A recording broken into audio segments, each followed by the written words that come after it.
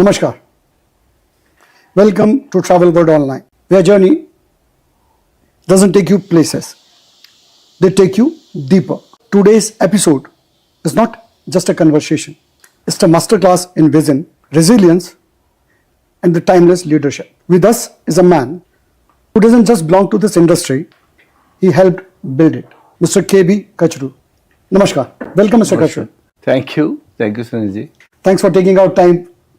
My pleasure. Please walk us through your journey from Kashmir to Delhi. Well, sometimes I think, it has been very adventurous. And I am from a small town, which is not really small now, Jammu.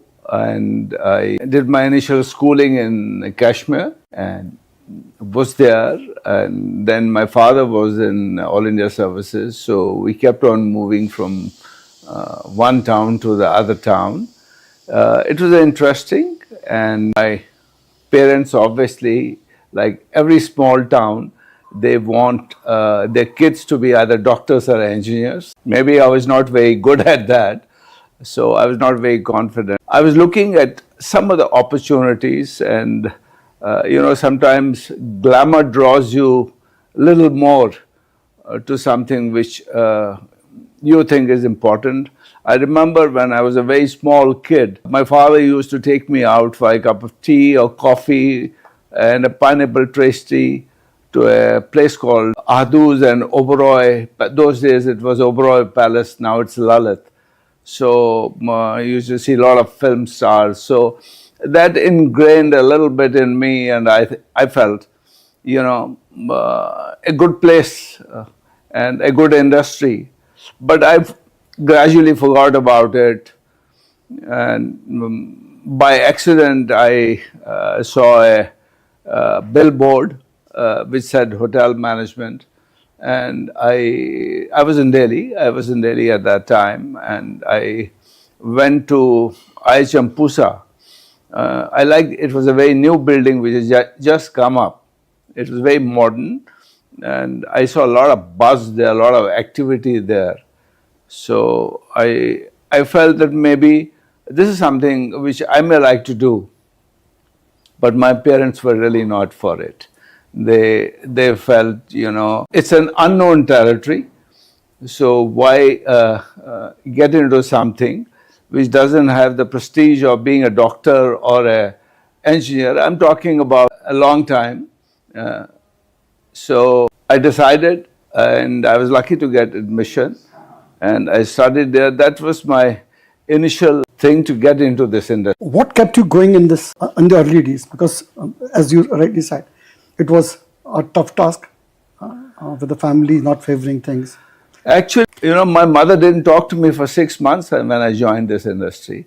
She felt that, she has lost her son to an industry where I don't know what he will be after some time. But I kept on assuring that this is something new, and Kashmir, as such, a great tourist destination. So I wanted to come back and work there. So that is how I started. But I was lucky to get opportunities after I passed out in both private and public sector. Since my father was working in the government, he felt, there is a lot of security, sense of security in a government job. So I preferred, and I joined ITDC. That's what my next question was. Yeah. Your journey from about this. Well, I started at a base level. I joined as a management trainee in ITDC. I was fortunate. I got a great opportunity, and I was one of the very few people who were selected to be trained overseas. You can imagine 50 years back, more than 50 years back, somebody being selected in India. There were only 3-4 of us who were selected to be sent overseas to hone and actually learn more about. I went to Germany. I studied a bit there, and then I had a great work experience, and I worked for a couple of years in Germany, and came back. And I was given an opportunity at a very young age of 22 to be a manager of a small hotel, which was unheard those days. It was a great start for me, and I must have done well. So I started moving from 60, 70 rooms hotel to bigger hotels, and ultimately, before the 30, I became general manager of the then India's largest hotel, Ashok Hotel. I had a great experience, and I think lots of learning. What was the biggest turning point in your journey at public sector undertaking?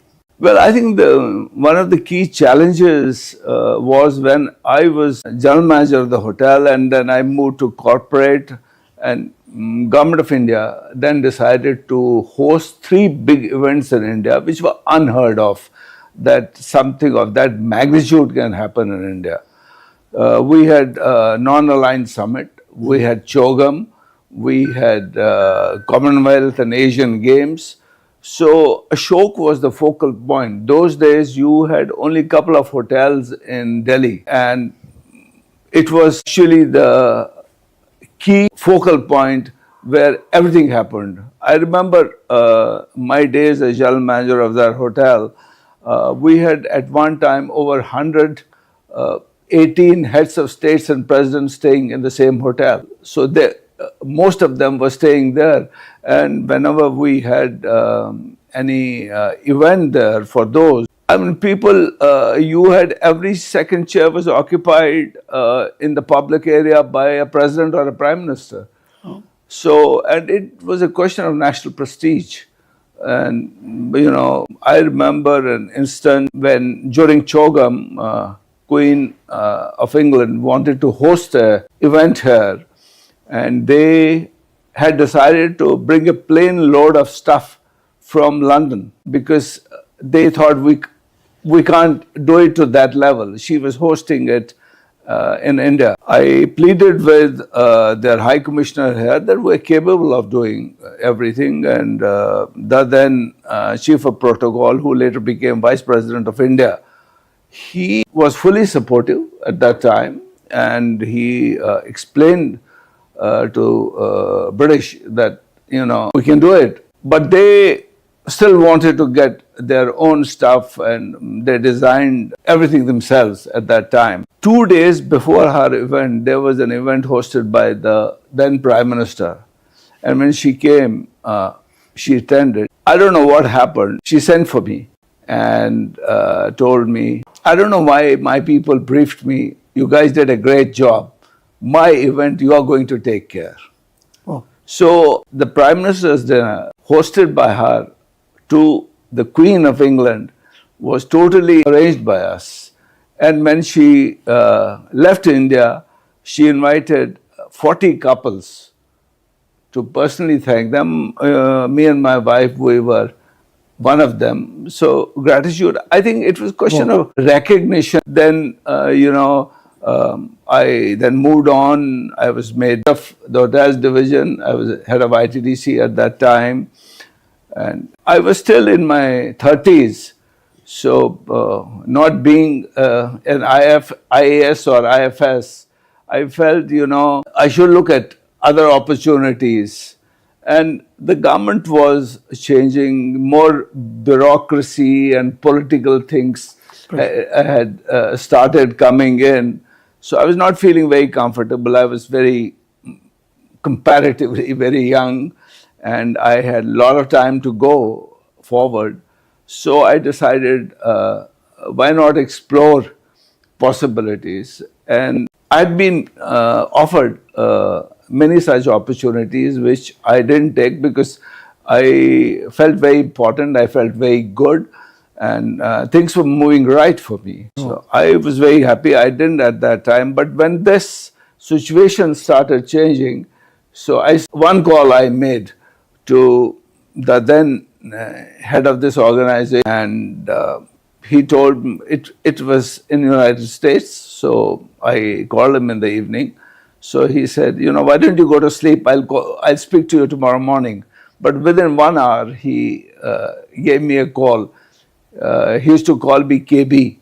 So he says, KB, you're on. We'll talk about details next morning. So that's why I've changed only one job in my life.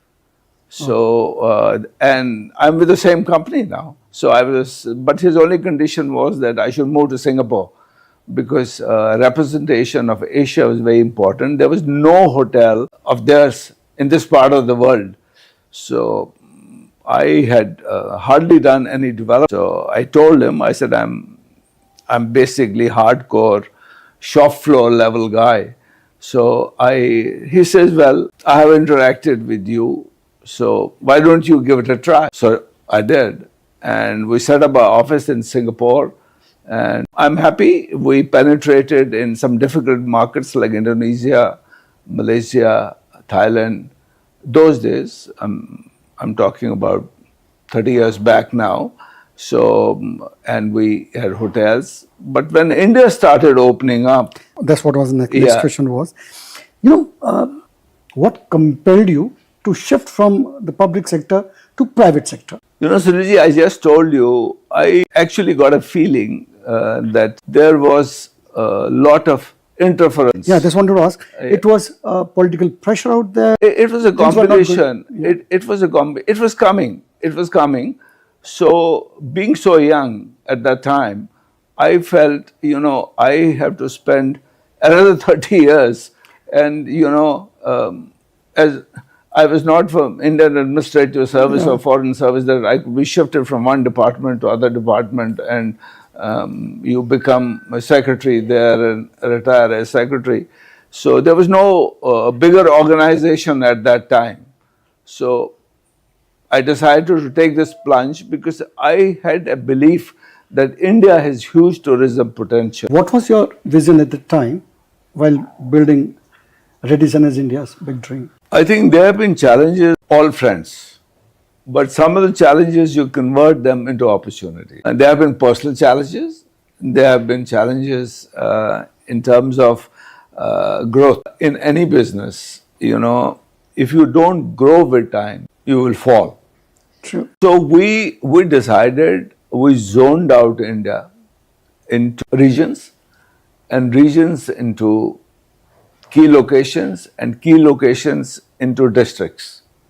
I mean, you will be surprised, we have over 25 operating hotels in Delhi, just in Delhi. Wow. So we want to make our hotel brands which actually are taking care of the aspiration of the youth. We have introduced lifestyle hotels. I mean, we opened a lifestyle hotel in Mohali, and it is near the airport. It is doing much better business in some of the city hotels because youngsters, their demands are different, and you have to change with times. Market dynamics are changing, and if you don't do that, you will be left behind.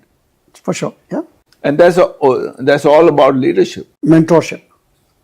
What, according to you, defines true leadership in hospitality?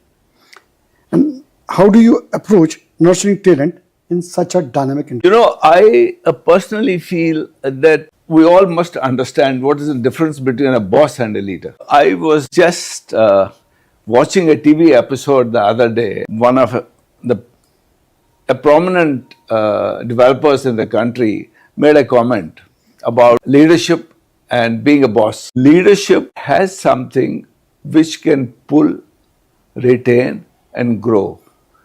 Boss, people have to listen whether they like or not. True. I feel where I would like to focus is primarily more in India. I think one of the reasons, one of the challenges you mentioned just now is getting talent and nurturing them. We, at the moment, I'm talking about our industry as such, and I'm sure it applies to many other industries. We have a little over 200,000 branded rooms in the country. Can you imagine one state of the United States of America has more rooms than we have in whole of India?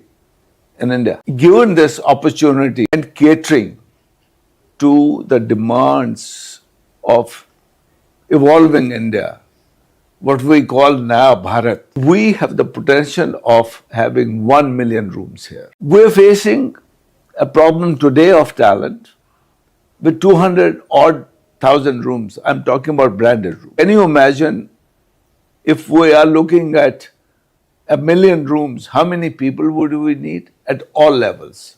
So our industry, with my hat of HAI, we are pushing, all hotel organizations are internally working, developing and training people. As what is most necessary at the moment is aligning with the government policy. Government has set up the skill council in each vertical. And I must say, tourism skill council in India is doing a great job. Teachers. I mean, on an average, they are training over 300,000 people, Wow. you know. And I was very happy to see, I serve on the board of Skill Council. I was happy to see, along with the CEO of Skill Council, recently in one of the states, they actually went where hotels are coming up and looked at the communities around it and motivated the kids to join the industry so that their jobs are kind of assured. They gave them short span training. After that, they assured them jobs. We filled up the seats, all the seats in a very, very short time, and all of them have the jobs. So if we go to tier 2, tier 3, tier 4 towns, imagine the kind of opportunities our youngsters have. And we're not only catering to metro kids, we are catering to people who live in rural areas, who will have job opportunities. Today, India has a major problem of providing opportunities to people to work. Especially in rural area. In rural areas. So when we set up, government is emphasizing a lot on rural tourism. And once rural tourism is taken care of, you can imagine what opportunities will provide to people there. How do you see the role of sustainability in hotels tourism? It's a very, very important and crucial today. I'm just coming from Radisson, and I was very pleased to hear so much of time was allocated to impress upon the need of sustainable. Now, this is happening centrally.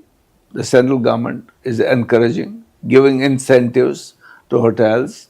And what has actually been a great start for hotels is that it is linked with incentives. So that's what I want to ask you. Yeah. Is this sustainable?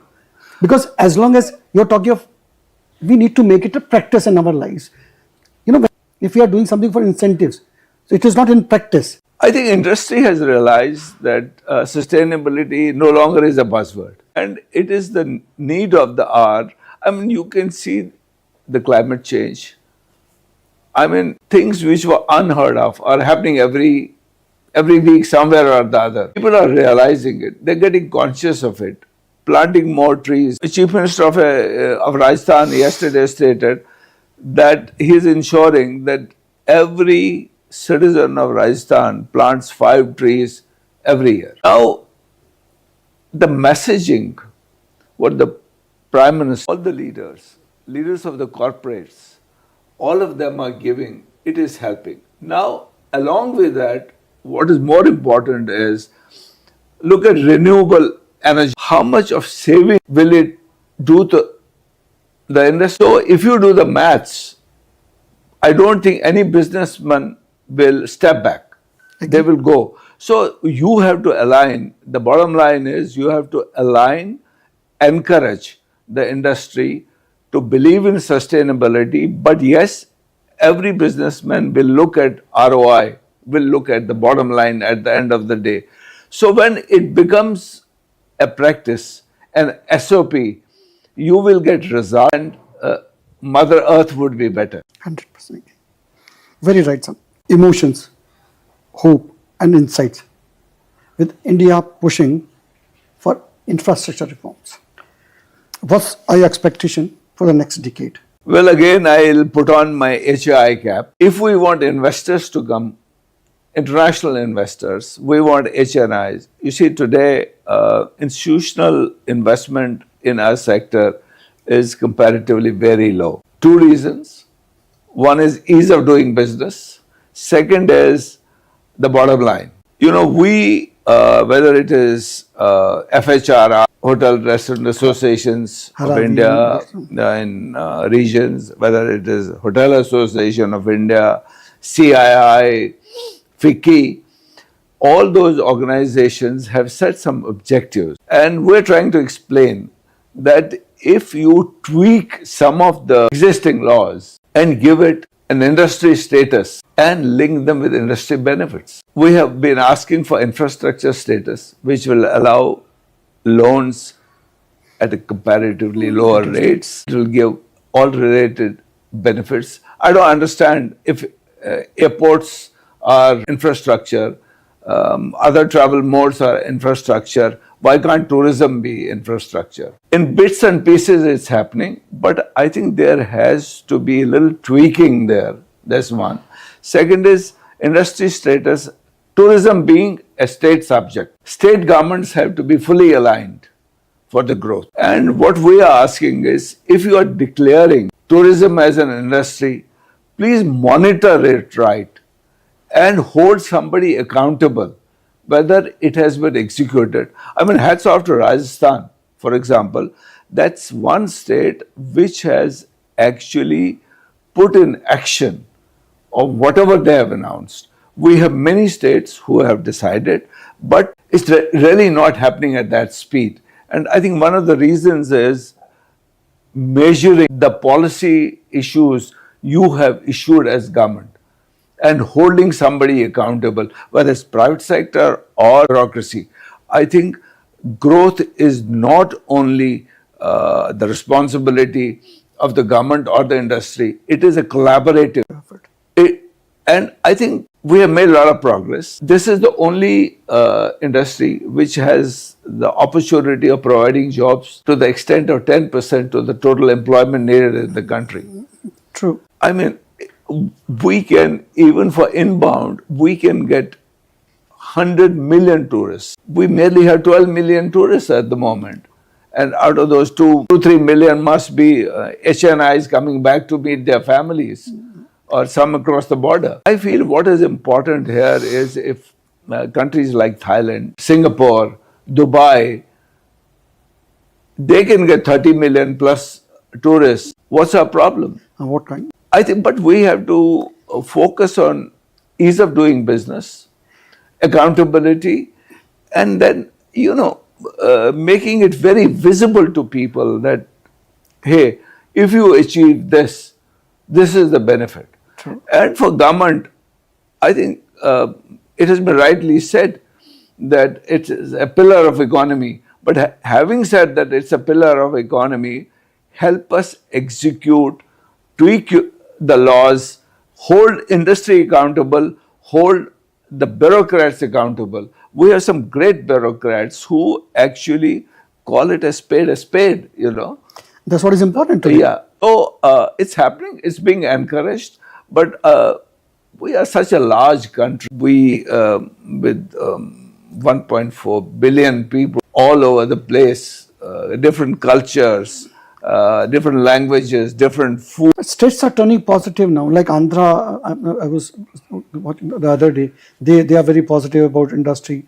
Even Kachru have started launched their policy. 17 states have decided to give it industry status. Yeah. But I feel that unless they execute and monitor, we'll not see a great difference. Yes, there will be a gradual difference. Yeah. But do we want a gradual difference? We want to take big steps. And big steps can only be taken if you closely monitor each action you have decided and hold people accountable. If you don't hold people accountable, I'm sorry, things may not happen to the extent we want them to happen. All states, they have got a lot of funds on skill development and all that, right? And smaller players in the hotel industry, they cannot afford to give trainings to. As HAI, why can't we do some online and offline trainings together, take them class online, then hold some classes and You know, you have to look at it from slightly different point of view. One is entry level. yeah. You have to attract more people to join the industry. That feel-good factor has to come. Career pathing has to be done. I must say, Ministry of Tourism has acknowledged that they need to address this through IHMs. They're focusing a lot in terms of changing their curriculum. They are offering various possibilities of training. We as an industry, I'll give you an example, what we are doing in HAI, we have recently launched a mentor-mentee program. It's a collection of almost all the brands in India. Everybody is involved in it. We're saying that what we used to have in our earlier life, I would say, centuries old parampara, current leadership of all the chains and the government, they must identify mentors in their organizations. Right. Start with your own organization. Every mentor must have 5 mentees. And then it should trickle down. Those 5 mentees will further they'll become mentors to another 5 mentees. So it has to trickle down. This is in your individual organization. Then we also created a possibility of going and working with each other, one brand with other brand. That is for supervisory and senior leadership. So we are tagging it at both ends. Skill Council is doing entry level. We are looking at supervisory and executive level. And I feel, you asked me this question earlier, what is leadership and what it is? I have a different philosophy. You are not a leader if you don't create leaders. I feel that, it's your responsibility to look for your successor. True. Step back, give opportunities to people to grow. They have better ideas. They're more current. You can counsel them. You can provide an umbrella coverage, but succession planning at every level is important for the industry to grow. If succession planning is not there, I feel we are in for a problem. Sir, a very personal question, very, very important question. Success comes with a cost, Yeah, right? it has. It's always there. Yeah. Right? And it costs at times personal level as well and personal relationship and all that. Because when you have to devote time, as you said, you have to go to Singapore, different countries, opening up hotels. So they take most of your time. Yeah. And for the family and the kids. So put some light on that, sir. Well, you have to make a lot of compromises in your life. I think it's not only with our industry, it's leadership, senior management at all levels, because coming back to if you're not accountable, first of all, you have to be accountable to yourself. Right.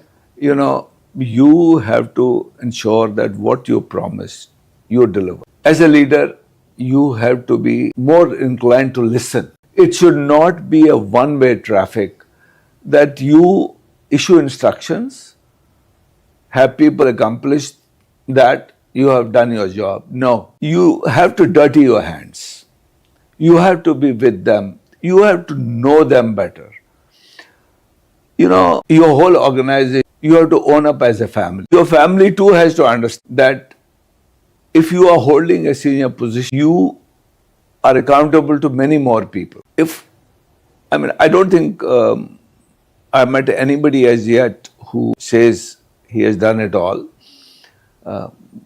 We face challenges, we face failures, and I think it's part of leadership. You fail, and I think every failure gives you some learning. Always. And if you see success all through, you'll never learn. In the same way, in your family, you have to appreciate whether it's your wife, your children. They may be expecting much more from you, and you also expect much more from them. They have to understand you, you have to understand them. I think the best compromise is to look at their strengths, not their weaknesses. There are people, my son may have 50 strengths and 10 weaknesses, but if all the time I talk about weaknesses, I land myself nowhere. And your support, let me tell you, family is not complete. Your parents, your wife, my wife is a hotelier too, and we have worked together for a while. We were in college together. Oh. And probably one advantage I have had in my life is having her. And she understands how much time I have to spend outside. And there have been times when I've seen my children, missing from being with them for 10 days, 15 days, because they used to be sleeping when I used to go to office, and when I used to come from office, they used to be sleeping. My wife has been my pillar of strength. She stood by me in all this while. So, we can sum up like this. Your success is not just your success, that is success of the family together. Absolutely. Absolutely. They are equally, supportive and helpful in your growth story. I think in every A successful person's life. I feel in almost everybody, there may be some exceptions, but it's the collective strength of the family, your partner, which makes you what you are. Great. Now, we'll do a rapid round, sir. One hotel you personally love visiting again and again. It's a very difficult question from the point of view of I work for a brand, I have worked for a few other brands, but to be honest, there are some favorite nooks and corners of a particular hotel which always attract you. That's what. So it's hard for me to say hotel one. I mean, for my brand Radisson, when I started in India, the first hotel would always be the most important. My first big general manager post of Ashok Hotel will always be my preferred place to go back. Sometimes I just go in the hotel, walk around and come back. A mistake that taught you more than the success. I think I've made many mistakes.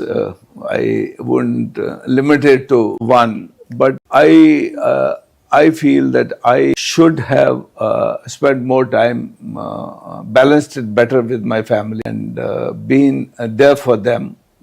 But it has taught me, and I have actually pushed my kids to look after their kids and spend more time with them. That's the biggest learning one can give. One piece of advice you give but find hard to follow yourself.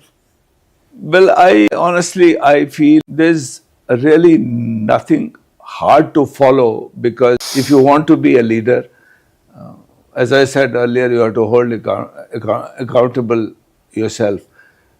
You have to do things. My mantra is, I want to listen to people more than I talk. I want to, and I practice it all the time, because if you don't listen, you'll never know what's happening. You'll only give instructions. So I want to listen, I follow it. But yes, I must have, there must be something which is wrong, which probably some of my other colleagues would know better than me. Any message you would like to give it to our listeners? India is positioned so well. Let's forget about the global trade war which is going on. It'll settle down after a while because of our population and our being resilient to the extent that it won't affect us so much. We'll deal with it. I feel India has a great potential. We can actually achieve our targets which have been fixed for 2047. And it's a collective mission to make India real global and improve our attractiveness for the country, to have more visitors, improve inbound tourism, focus a lot on talent development, and advise them to be good human beings. So, friends, as we wrap up today's journey, one thing is clear. Mr. Kachru didn't just build hotels, he built institutions of trust. He didn't just grow brands, he grew people. In an age of short attention spans, here is a legacy that stood tall for decades. Thank you, sir, for not just joining us, but for guiding generations and to our listeners. Thank you. Thank you so much, sir. Remember, the world is a classroom, and leaders like Mr. Kachru are the best kind of teachers. Until next time, namaskar.